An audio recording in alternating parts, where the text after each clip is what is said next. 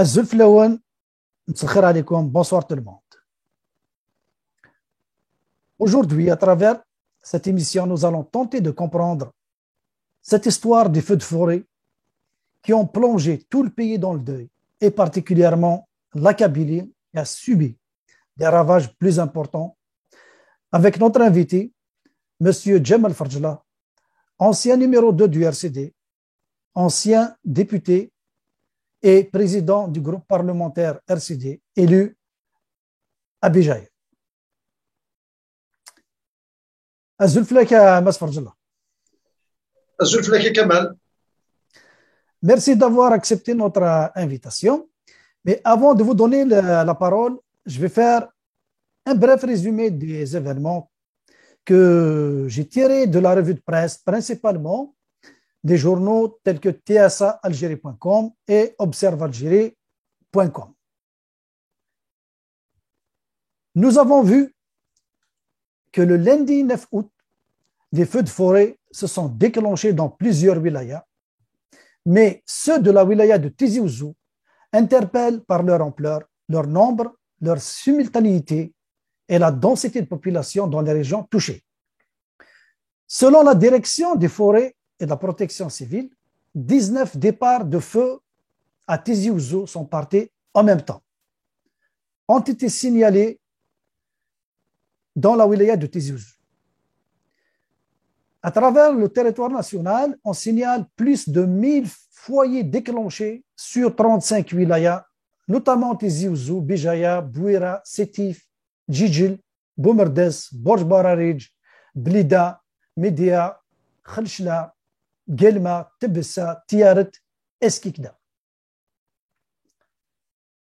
Des pistes criminelles ont été avancées avec certitude par le directeur des forêts et soutenues par des éléments du gouvernement. Depuis le déclenchement des incendies, différents villages de la wilaya de Tizi Ouzou, en Kabylie, on met des salles de fête, des hôtels privés et des espaces à la disposition des sinistrés de Kabylie. Les réseaux sociaux ont joué un grand rôle dans l'organisation de la solidarité autour de ces événements. Dès le 10 août, des caravanes de solidarité citoyenne ont été déployées à l'intérieur de la Kabylie et à travers le territoire national. Elles sont parties de plusieurs régions du pays, même les plus lointaines, comme Oran Hassim Saoud. Le 11 août, Djemal Ben Smaïl, un artiste peintre venu pour aider la population à Tizi Ouzou à éteindre les feux, a été arrêté à l'Arba'a Natiratan, accusé à tort avant d'être torturé, lynché, puis brûlé vif sous les yeux des habitants sur la place publique à Banarma. Le 18 août 2021, le gouvernement algérien accuse le MAC et Rachad comme organisation terroriste d'être à l'origine des feux criminels et accuse aussi le Maroc de soutenir ces derniers dans un contexte de tension entre les deux pays. Monsieur Farjla, presque 2 semaines après le déclenchement des incendies, comment vous pouvez nous décrire la situation actuelle à l'échelle nationale en général et au niveau de la Kabylie en particulier? À vous la parole. تزوى رجل في تسمع سيسان مساء الخير عليكم اخواني واخواتي اخواتاتي mesdames et messieurs bonjour bonsoir ça dépend où on se situe concernant votre question à Kamal, je considère qu'aujourd'hui il est très difficile de faire un bilan exhaustif de la situation tant l'impact de ce que nous avons vécu dépasse l'entendement humain, que ce soit en termes de pertes humaines, de pertes matérielles, de pertes en cheptel et en champ, et surtout en impact d'ordre psychologique.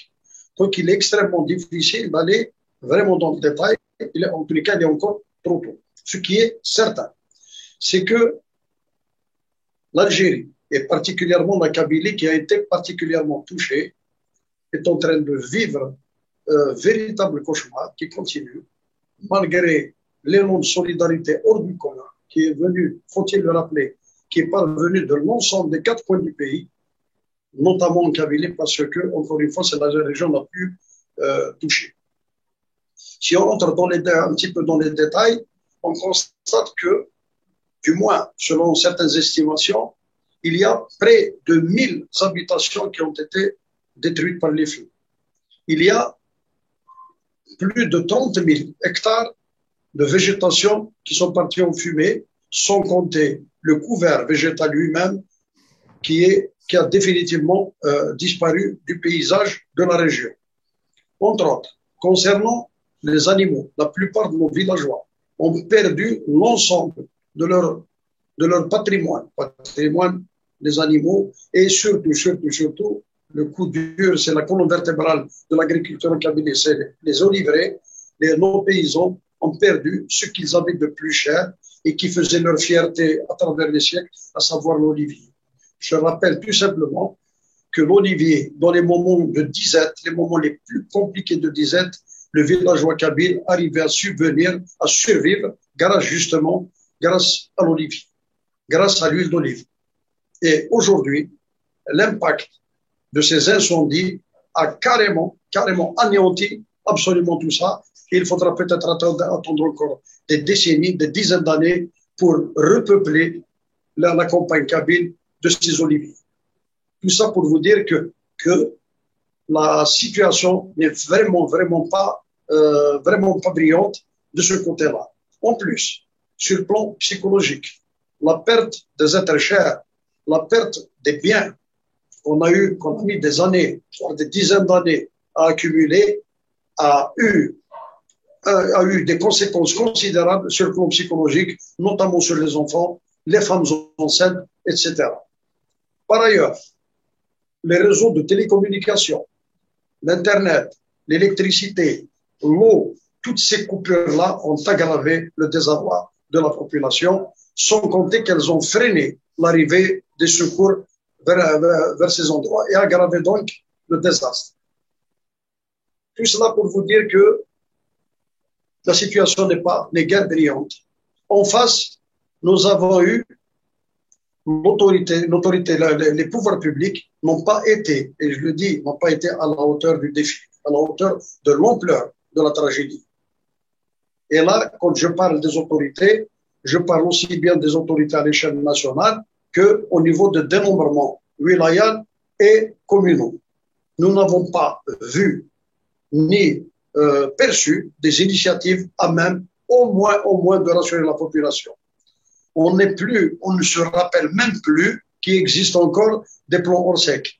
Il n'y a eu même pas, peut-être à quelques exceptions près, mais en tous les cas autour de moi, je n'ai pas vu des communes mettre en place des comités de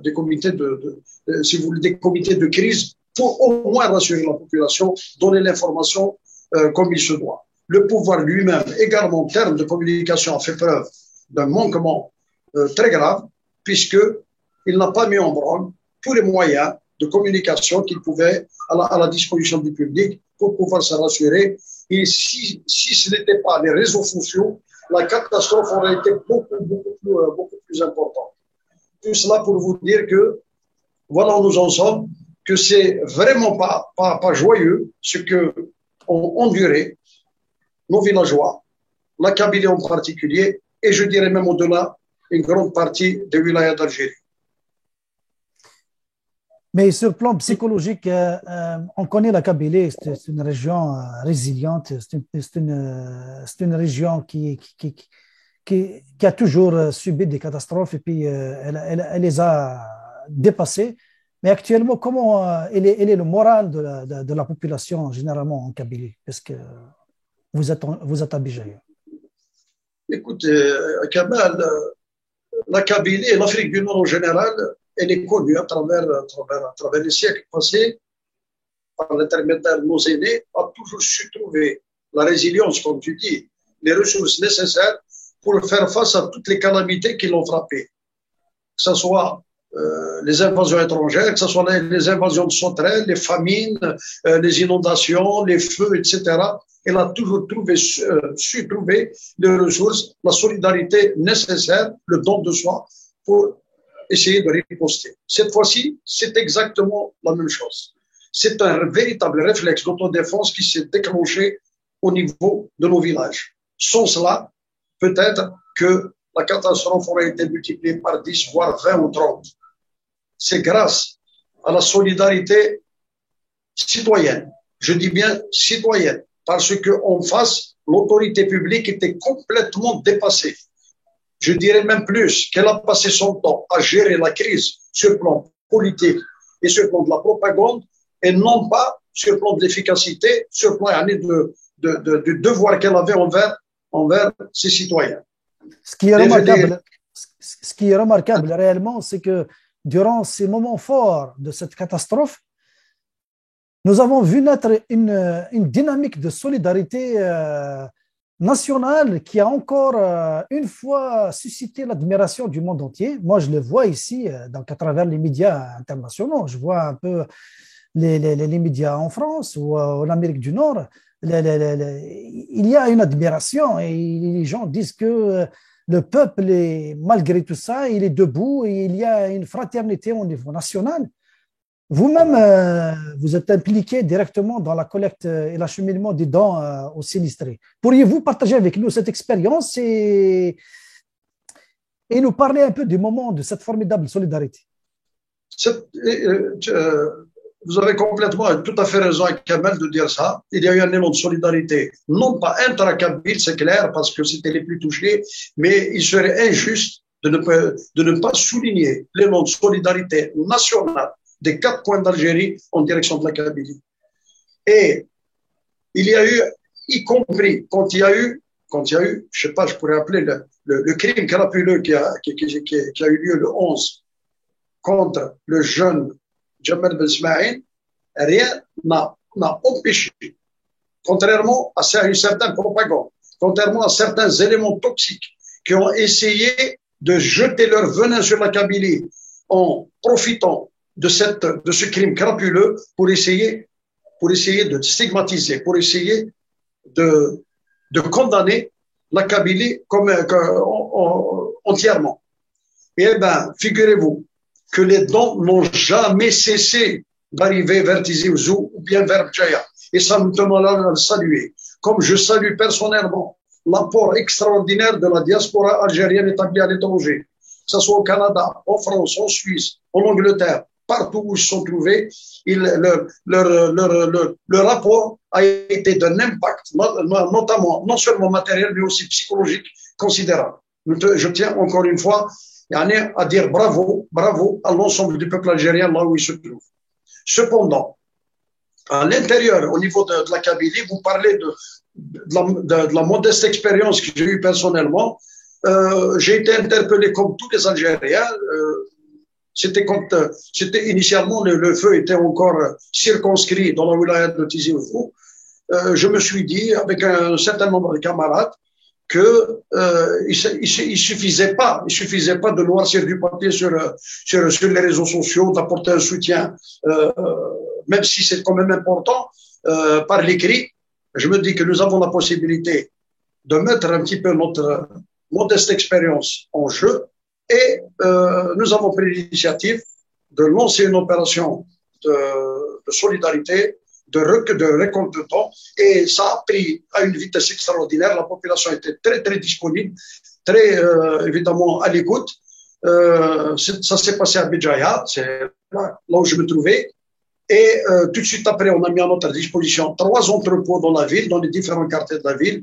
Tout de suite après, nous avons contacté des opérateurs économiques, des commerçants, de citoyens, et puis la machine avait pris. Dans cette expérience, qu'il faut retenir, c'est qu'initialement, nous avons lancé cette action, c'était pour apporter une aide à Tizi Ouzou. Mais tout de suite après, on a remarqué que 24 heures après, évidemment, le feu avait pris, y compris dans la wilaya de Béjaïa, du côté du nord, c'est Tifwa, du côté de Balfarich, la Kabylie, des Bambars et des Bimans. Donc, on était tenu aussi d'élargir cette solidarité à toutes ces régions qui ont été sinistrées. Et plus tard, bien plus tard après, évidemment, les feux avaient gagné, comme vous le savez, c'est pas que la Kabylie, même si la Kabylie était particulièrement touchée, mais c'était tout le nord algérien qui était touché. Et nous avons fait l'effort également. De même que nous avons reçu des dons des autres wilayas, nous avons dit qu'il fallait partager, il fallait transmettre la tradition d'échange, de partage du peuple algérien avec nos frères et sœurs qui se trouvent en dehors, dans d'autres wilayas d'Algérie. C'est ainsi que nous avons envoyé des convois vers nos camarades, nos frères sinistrés de Skikda, de Taf, et enfin nous avons clôturé l'opération par un envoi de semi-remorques vers Sougaras. Ceci étant un devoir d'Algériens entre nous, mais c'est aussi un message d'espoir, un message d'unité, une réponse cinglante à tous ceux qui ont eu à cœur pendant toutes ces périodes de diviser les Algériens entre eux, de stigmatiser la Kabylie, de la diaboliser injustement, comme si tout ce qui lui était tombé sur la tête depuis le 9 jusqu'au 17 ne suffisait pas à son malheur. Il y a eu le regrettable crime crapuleux qui a frappé le jeune Jimmy pour qui nous devons, je m'incline devant sa mémoire. Et il y a eu, on a focalisé sur ce crime pour diaboliser, alors que c'était évidemment un acte condamnable, un acte crapuleux. Je crois que c'est un des actes les plus odieux de la période post-décennie noire. Depuis la décennie noire, je ne crois pas qu'on a assisté à un crime aussi crapuleux. Pour autant, faut-il condamner les habitants de l'Arba'a Thirathène et au-delà toute la Kabylie? Je ne le pense pas. Je ne crois pas. Parce que ce drame aurait pu se dérouler dans n'importe quelle contrée d'Algérie, pour peu qu'on soit mis dans des conditions extrêmes qui étaient celles des habitants de Kabylie de l'Arba'a Thirathène. Quand on vous ramène quelqu'un, quand c'est la police elle-même qui l'accompagne et qui pratiquement le livre à la vindicte populaire, que pensez-vous, que croyez-vous que quelqu'un qui a vécu les drames, qui a vu des drames, c'est pas pour les justifier pour autant. Ils répondront les véritables criminels doivent répondre de la justice et doivent être châtiés pour leurs crimes, parce que rien ne peut justifier qu'on se fasse justice soi-même. Mais selon vous, si l'arrestation du jeune Jamal Ben Smaïl Terhamarbir, si son arrestation a été gérée selon les procédures, selon les protocoles de la police, dans ce genre de situation, les policiers sont formés pour ça. Leurs chefs hiérarchiques, ils sont conscients de ce genre de situation qui peuvent arriver à tout moment, parce qu'ils sont formés pour ça. S'ils avaient géré l'arrestation de manière avec des procédures telles que établies, est-ce qu'on aurait eu tous ces dérapages qu'on a vus jusqu'à maintenant, la stigmatisation, la propagande, la sale propagande envers la Kabylie, tout ça? Est-ce que réellement on n'a pas géré parce qu'on ne savait pas comment faire, ou on ne l'a pas géré parce qu'on voulait atteindre notre niveau je ne sais pas quoi, de salir la Kabylie encore une fois? Écoutez, Kemal, bon, je sais pas, j'aimerais pas tomber dans la théorie du complot, mais ce qui était visible et que tout le monde entier a vu à travers les réseaux sociaux, c'est qu'au minimum, il y avait un laxisme avéré des forces de la police ce jour-là. Comment se fait-il qu'on n'ait pas esquissé le moindre geste pour essayer de sauver la vie de ce malheureux jeune qui était venu de bonne foi pour essayer d'apporter sa contribution pour éteindre les incendies? Alors il s'est trouvé dans une bourrasque, dans une foule qui l'avait lynché devant le regard pratiquement impassible de la police. Malgré j'ignore pas la complexité de la situation et évidemment la difficulté qu'ils avaient à rencontrer devant une foule en furie. C'était pas facile, mais il appartenait à la police, au risque de sa vie, de sauver ce malheureux de ce malheureux Jamal Ben Sfaïn, il était possible, il y avait beaucoup de moyens pour essayer de le tirer d'affaire. Malheureusement, nous avons constaté le contraire. Maintenant, les motivations, il appartient, il faut rester quand même serein, parce que actuellement, il y a l'enquête qui est en cours. J'ai l'impression que les pouvoirs publics sont en train plutôt de gérer l'enquête sur le plan politicien et non sur le plan juridique. Alors que il faudrait rester serein, vigilant et mettre en place une véritable commission d'enquête. Moi, je suggère à ce que le maire de l'Arbanat et la société civile au-delà de la Kabylie, y compris, auquel il faut associer, y compris les sages et les représentants de la société civile de Miliana, la ville native où est né Jamal Ismail, pour essayer de monter une opération qu'on pourrait appeler une commission justice et vérité. Ne pas laisser un boulet aussi important parce que ce n'est pas une simple opération et enquête de police, elle a un impact considérable, y compris pour la sauvegarde nationale, y compris dans l'intégrité du peuple algérien. Il appartient d'impliquer absolument tout le monde. Et je ne serai pas tendre non plus vis-à-vis de tous ceux qui étaient en Kabylie ou ailleurs, qui auraient pu apporter leur contribution, ne serait-ce pour faire éclater la vérité et malheureusement qu'on n'entend plus. Personnellement, à Kamel, j'en étais malade de voir notre pays se déchirer. J'ai personnellement pris contact avec énormément des gens qui comptaient dans la société civile kabyle, que ce soit Abdjaya, Tizi Ouzou ou ailleurs, pour essayer d'attirer l'attention. Je me suis même mis à la disposition pour essayer d'apporter ma contribution, ma petite expérience, pour essayer d'aider au rétablissement de la vérité, parce que c'est très, très important. Je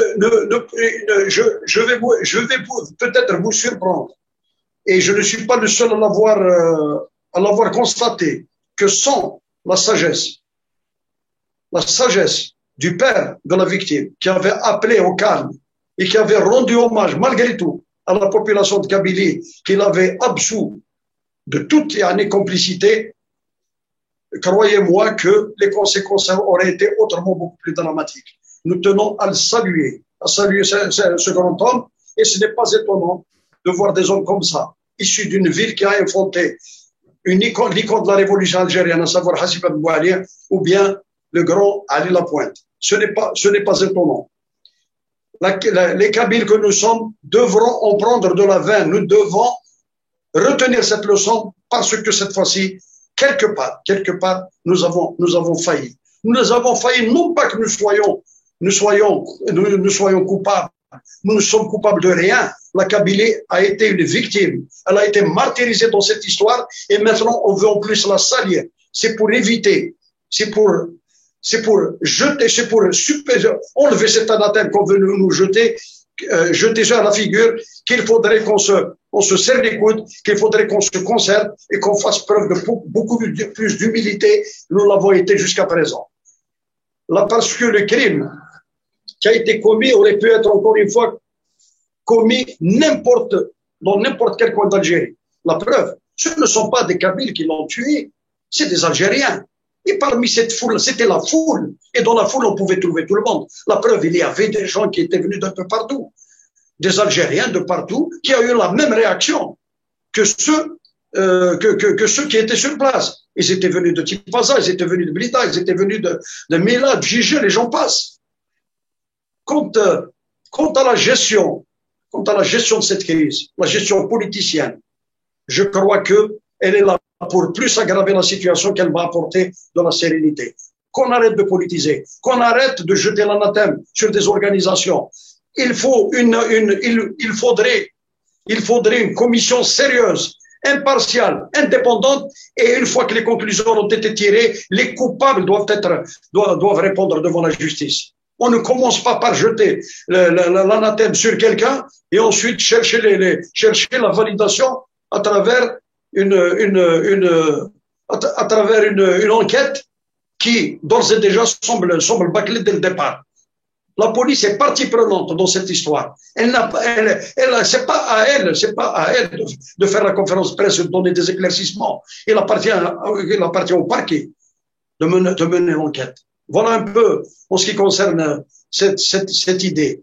Maintenant, le procédé qui consiste à montrer du doigt la Kabylie, alors que la Kabylie était martyrisée, on rajoute du venin, du poison à une plaie ouverte. Des gens qui ont perdu. A-t-on oublié qu'il y a 164, la Kabylie a perdu 164 victimes. Des jeunes filles, l'image, c'est 2 jeunes filles accrochées à leur mère et brûlées vives. Ça n'a interpellé personne. Bien sûr que nous avons pleuré, nous pleurerons, Ben Smaïl. Bien sûr que nous devons condamner. Bien sûr que nous devons lui ériger une reconnaissance à l'échelle nationale. Ça a commencé, la Kabylie a donné l'exemple. Ici même à Béjaïa, à la place Guédon, pas plus tard qu'hier, des jeunes artistes, des garçons et des filles, lui ont monté à la place Guédon, la place mythique de Bougie, une stèle, une véritable stèle, une fresque murale qui va rester ad vitam aeternam.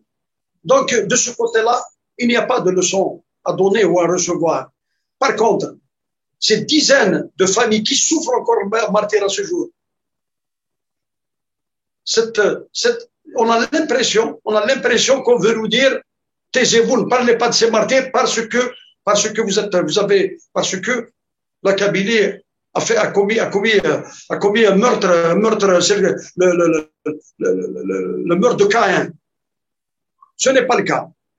C'est des Algériens qui l'ont tué. Cette histoire-là aurait pu se dérouler dans n'importe quelle partie d'Algérie, pour peu qu'on les mette dans des conditions de tension extrême, tout simplement. Il est clair que on a vu même le pouvoir, les représentants du pouvoir ont désigné les mains criminelles comme responsables de ces incendies et même l'assassinat de ce jeune Jamal Ben Smaïl. Le peuple aussi, il parle de criminels, mais il semble que le pouvoir et le peuple ne s'entendent pas sur l'origine de ces criminels. Selon vous, quelle est la meilleure façon pour trancher cette question? Parce que le peuple, en général, il désigne des criminels qui ont un agenda et le pouvoir désigne des criminels selon son agenda. Donc, quelle est la meilleure façon de traiter Non, ça prouve tout simplement que c'est un drame qu'on a voulu, que chacun veut manipuler à sa manière selon ses propres intérêts. Le pouvoir, il est connu, il manipule les événements au gré, évidemment, de rééquilibrage clanique qui est en son sein, tout simplement. Le citoyen, l'opinion publique, il y a une partie qui est vraiment à la recherche de la Kabylie, à la recherche de la vérité, mais il y en a d'autres aussi qui sont gagnés par le syndrome du complot et qui voient le complot un peu partout. Il appartient encore une fois, je ne peux pas préjuger ni tirer des conclusions à mon niveau sur les tenants et l'aboutissant, mais une fois qu'on aura dépassé cette crise, qu'on aura mis tous ces sinistrés dans de meilleures conditions, dans des conditions à peu près normales, en toute sérénité, il va falloir revenir sur cette histoire et tirer les conclusions, faire une enquête sérieuse, impartiale, où il faudra impliquer l'ensemble de la société civile, des sages en général. Et c'est comme ça qu'on pourra peut-être penser aux blessures et surtout éviter de tels drames ne se déroulant à l'avenir.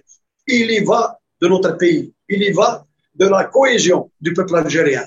Alhamdoulilah, pendant qu'on stigmatisait encore une fois la Kabylie, les dons provenaient de toute l'Algérie, ils n'ont pas arrêté de iota jusqu'à la fin. Et encore une fois, chapeau au peuple algérien qui a donné la meilleure leçon de civisme et évidemment d'unité. On ne peut pas effacer cette unité de trait de plume. Elle a été forgée dans les luttes ancestrales, nos ancêtres d'abord, et surtout de la guerre de libération nationale. Donc, basta, tous les apprentis sorciers, tous les prophètes du malheur qui pilulent, y compris dans les réseaux sociaux, que nous voyons, qui jettent leur venin chaque jour, etc., pour stigmatiser tel ou tel endroit, telle ou telle partie ou telle région, n'arriveront jamais à leur fin. Parce qu'absolument, il y a un complot qui vise non seulement une région, mais il vise l'ensemble du peuple algérien. Nous avons connu des commissions qui ont géré 2001, qui ont géré l'assassinat de Boudiaf, qui ont géré, mais nous n'avons jamais eu accès à la vérité. Est-ce qu'on peut faire confiance à une commission d'enquête qui va gérer encore cette catastrophe ou y a-t-il une autre façon de réinventer et d'inventer une nouvelle façon de faire les enquêtes? Écoutez, non, moi, la société civile directement. Moi, mon point de vue, je l'ai déjà donné à qui de droit, à des camarades ici en Kabylie. Si on laisse les commissions classiques se mettre en place, évidemment, on obtiendra les mêmes résultats que la commission Boudiaf, la commission 2001, etc., du Printemps Noir, etc. Moi, je dis qu'il faudrait laisser la justice effectivement faire son travail normalement, auquel il faudrait adjoindre des acteurs crédibles de la société civile, qu'ils soient au moins observateurs et qu'elle doit ensuite être, si vous voulez, le reflet, la volonté de l'opinion publique, à savoir d'aller vers la vérité. Il faudrait coupler les commissions d'enquête judiciaire avec la société civile. C'est la meilleure façon d'aller vers la vérité. Comme ça, personne n'aura à tricher. Bien entendu, si on laisse des commissions, si on fait une commission hors les pouvoirs publics, évidemment, on peut aussi tirer des conclusions qui risquent de ne pas avoir de conséquences ni d'impact pour la suite. Donc, il faudrait, à mon avis, coupler les commissions actuelles avec des acteurs et des animateurs de la société. Voilà mon point de vue. Et encore une fois, le rôle, par exemple, du maire et des sages, des présidents d'associations donnés au niveau de l'Arban, l'épicentre de ce drame, est éminemment important. Il faudrait qu'il s'implique un peu plus. Effectivement, il faut que la société civile s'organise aussi pour qu'elle fasse cette exigence et pour qu'elle s'implique aussi, pour que son avis soit considéré éventuellement dans une commission qui va siéger pour rétablir la vérité sur cette question. Mais nous assistons actuellement aussi à une campagne médiatique des plus sales.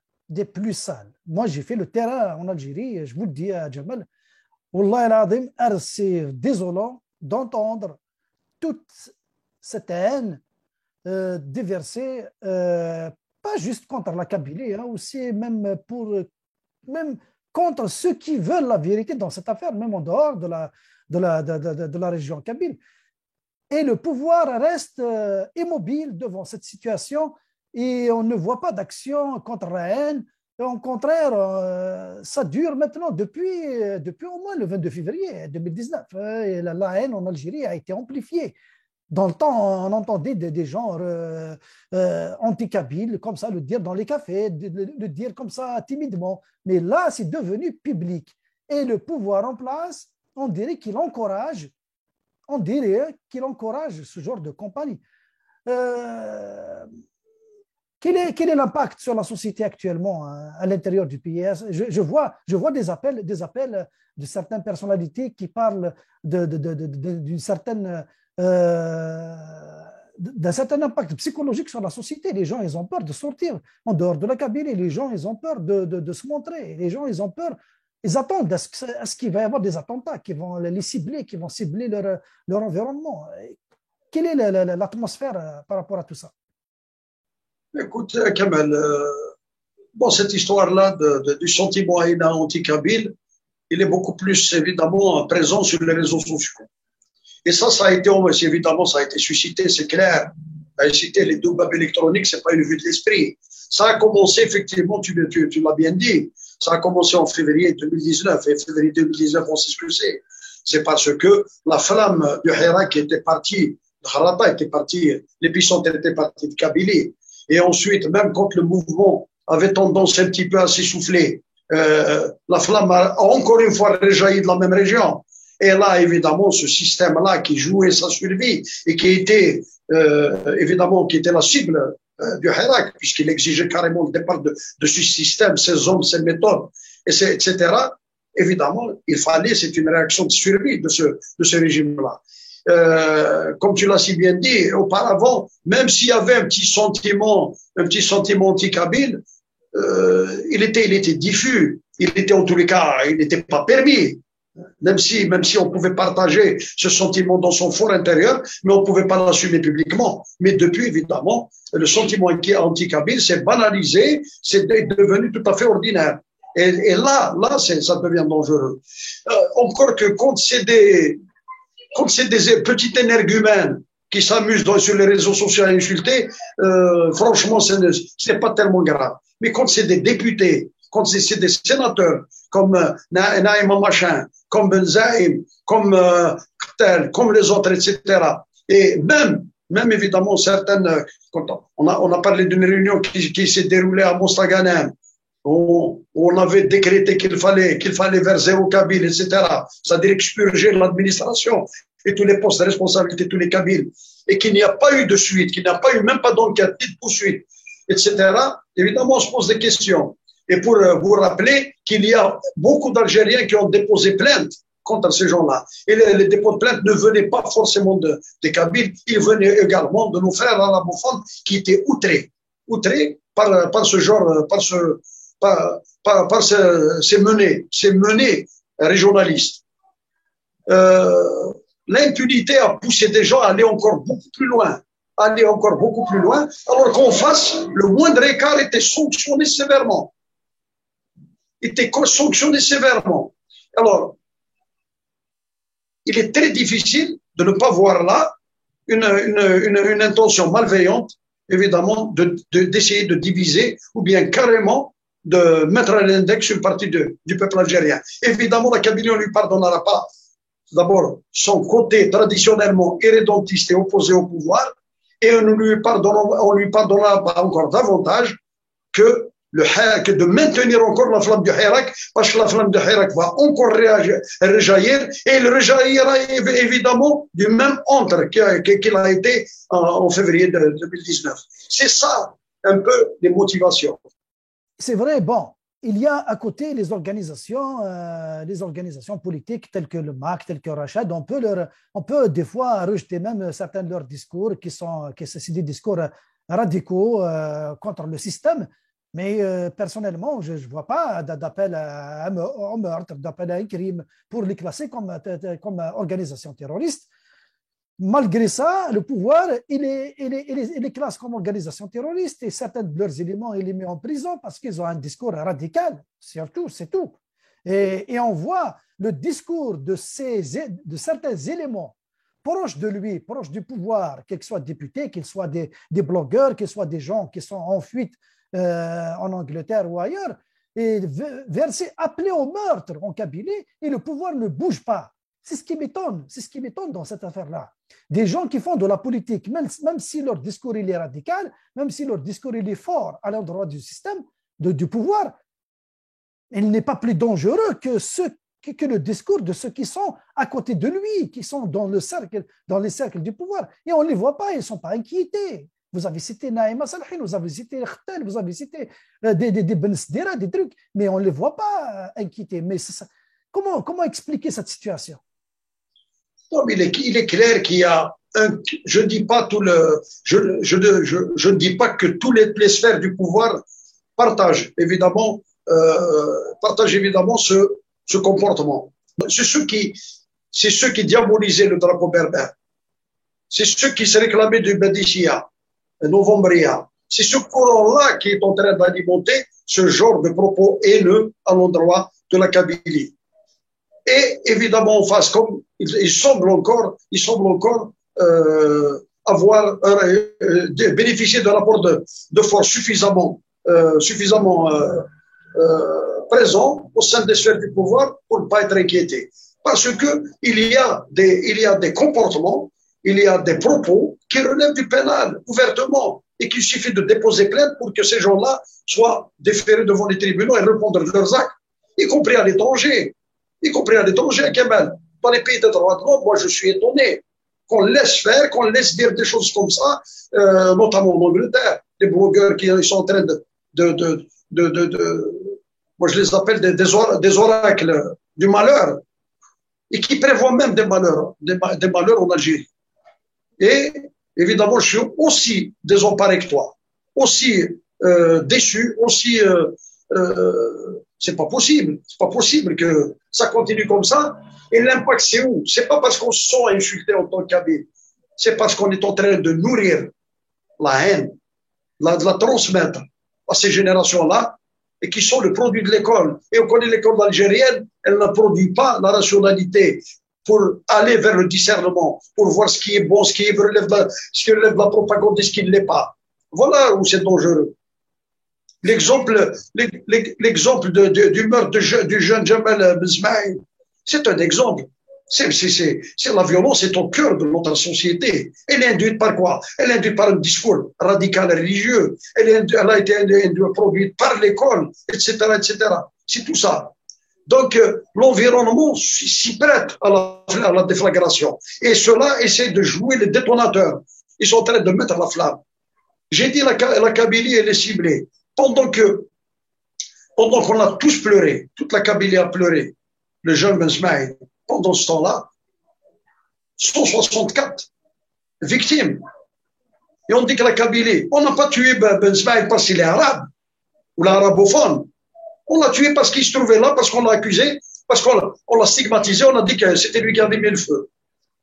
La même population était celle-là même qui a sauvé le malheureux John Dimskin, le malheureux circonscrit qui était encerclé par les flammes et qui criait, qui faisait ses adieux en direct et qui l'a sauvé. C'est cette même population, c'est ces mêmes villageois et ils l'ont fait au risque de leur vie. Dès qu'ils ont vu ça sur les réseaux sociaux, ils ont affronté les flammes et ça, personne ne l'a relevé, cet acte héroïque. Dans d'autres pays, ils auraient été décorés. Et là, on les stigmatise. Quand les soldats du contingent étaient assiégés par les feux, c'était la population qui a été, la population qu'on dit qu'elle est littéralement opposée au pouvoir, mais elle n'est pas opposée à son armée, elle n'est pas opposée à ses... Ils ont été à leur secours. Culpabiliser toute une région à partir d'un fait qui s'est déroulé dans un point isolé. Qu'est-ce que c'est que ça?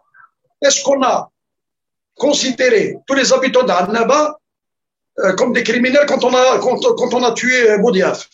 Est-ce que quand il y a des crimes crapuleux, que ce soit dans le sud, est-ce que les jeunes filles du sud qui étaient parties du nord renseignées dans le sud et qui ont subi des viols collectifs pendant des heures, pendant toute une nuit, est-ce que quelqu'un a dit que c'était toutes les populations du sud qui étaient des violeurs?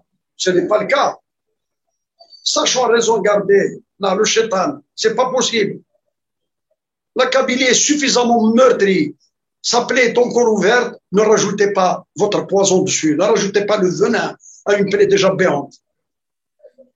Il y va de la cohésion nationale. Il y va de notre fraternité. Exactement. Ce qui est à relever aussi dans cette situation, il faut saluer aussi, comme l'élan de solidarité qui s'est enclenché au niveau national, cette campagne anti-kabyle, elle est combattue aussi au niveau national.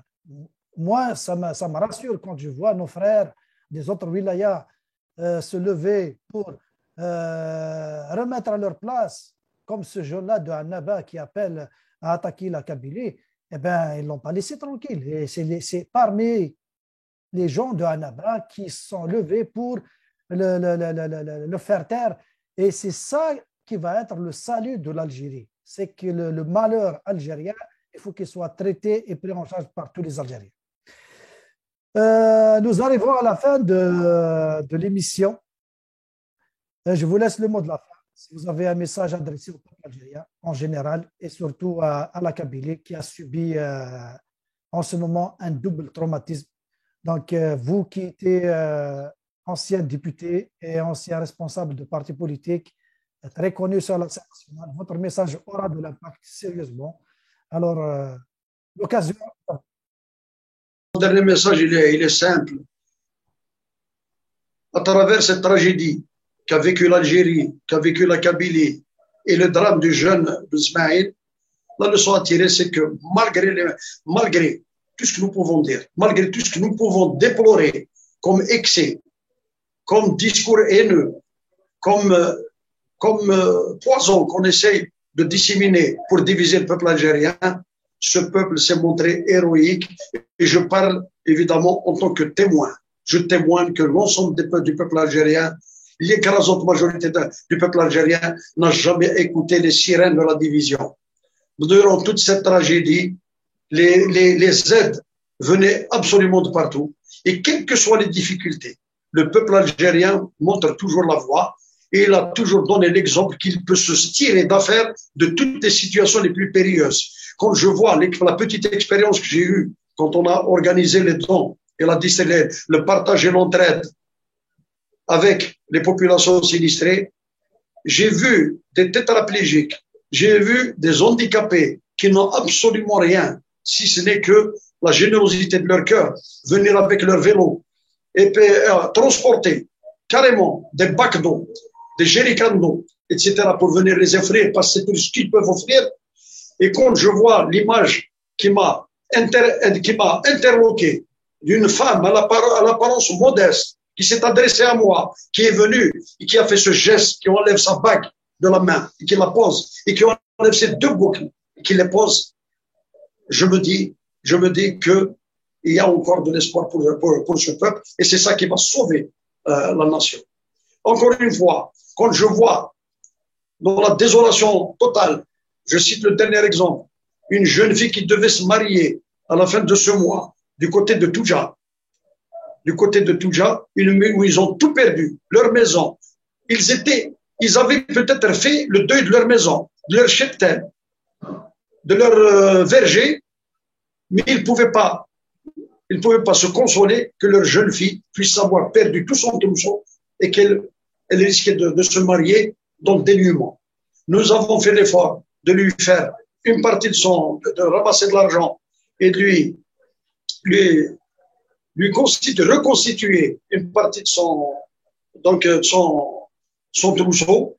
Et quand il fallait faire reconstituer ses bijoux, on avait commencé à faire l'effort. Il y avait une petite association de femmes de Béjaïa, ville, qui était venue et ayant appris ça, ils étaient venus, ils ont dit les histoires de bijoux en or, nous en faisons notre affaire. Et cette femme-là, Inch'Allah, elle se mariera à la fin du mois avec évidemment son trousseau au complet. Voilà le message d'espérance, d'espoir que je voudrais adresser.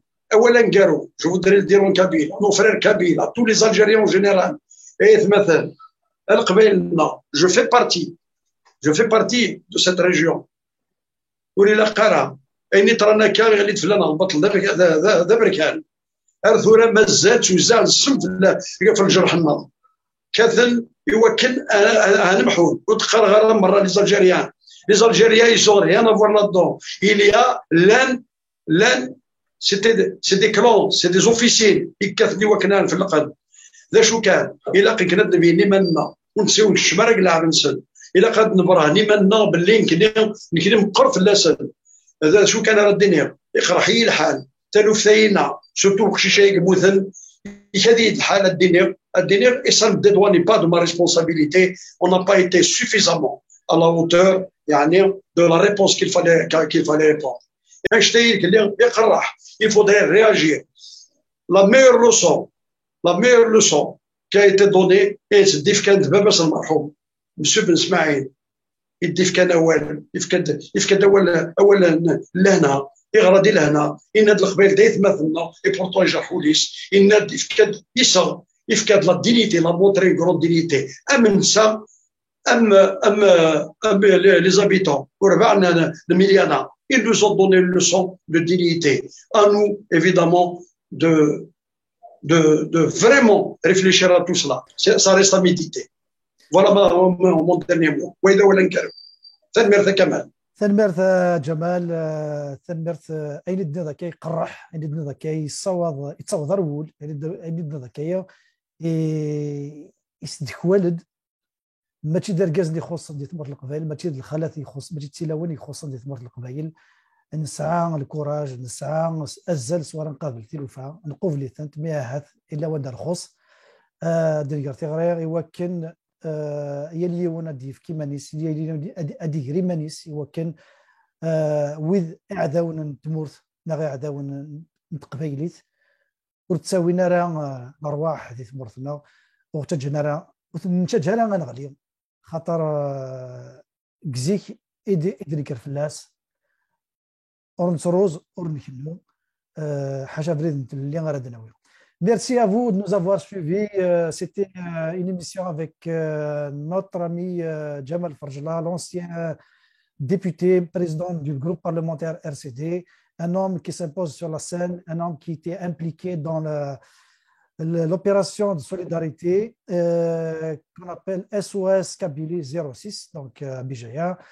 Nous saluons aussi tous ses amis, tous les amis qui ont contribué avec lui, sans oublier toute la population de la Kabylie et tous les Algériens à travers le territoire national. On vous donne rendez-vous pour une autre émission. Merci, Thelmir.